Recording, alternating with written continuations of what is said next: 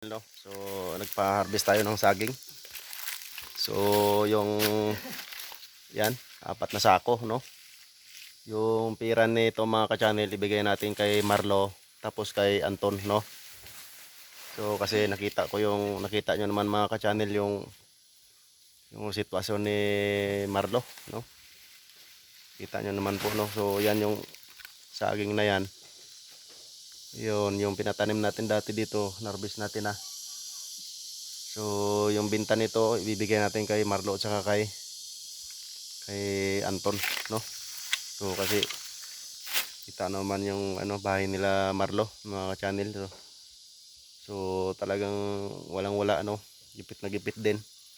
So ibigay na lang natin sa kanila yung magiging binta natin yan, no?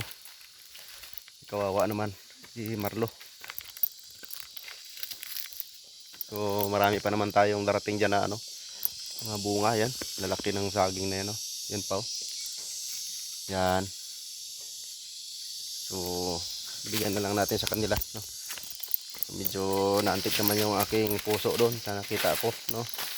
Kumbaga kung mahirap ako, no? Talagang mas mahirap talaga sila, no? Talagang kawawang-kawawa talaga. Ayan yung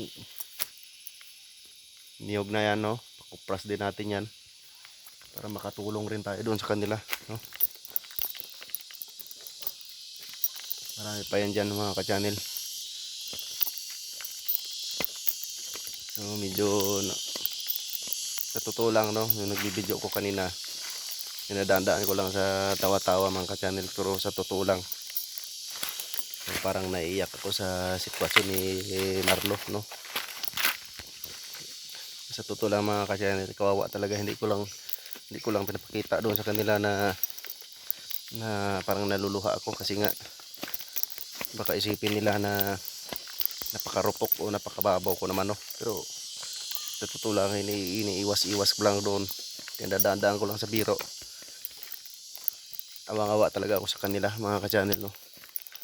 So gagawin natin, bibigay ko na lang sa kanila yung pinagbibintahan natin ng saging ngayon, no? So yan yung unang harvest ng aking mga pinatanim dati na saging mga ka-channel. So maraming salamat po sa inyo. God bless po sa inyo lahat mga ka-channel.